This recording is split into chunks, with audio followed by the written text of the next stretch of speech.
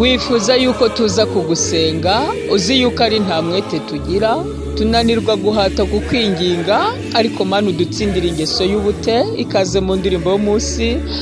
Mwene data, birashoboka ko nawe ufite ingeso y'ubute muri iki gihe, ukaba utagishaka gusenga, yewe gukiranuka ukaba utakibikozwa, ariko nyamara ndagira nkubwire ngo tekereza neza, wibukane Imana yagukuye, ufate umwanzuro mwiza wo kuyigarukira. Umugabo witwa Efurayimu nawe yari yarabaye nkawe, Imana iza kubona icyabiteye, iravuga ngo Efurayimu yivanze n'andi moko. Efurayimu ni nk'umutsima udahinduwe ugashyira uruhande rumwe, ngo abanyamahanga bamumazemo imbaraga ze z'ukuri kandi ntabizi, ngo ndetse yameze n'imbizi bitarutaru ntiyabimenya. Ndagira nkubwira ngo akazi uri gukora gashobora kuba ariko kakumazemo imbaraga z'ukuri. Abagabo musigaye mugendana bashobora kuba bari bo bakumazemo imbaraga z'ukuri.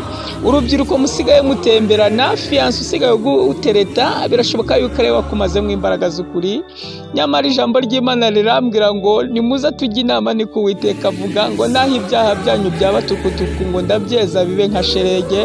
Garukira Uwiteka agira ibintu muhindura mu masezerano mwagiranye, maze agira ibindi bintu bishyashya yongera kwandikamo, maze yongera kurwanirire nk'uko kera yabikoraga. Ongera umugarukire Yesu aguha ubuzima bushya. Imana y'amahoro ikugenderere kandi guha umugisha.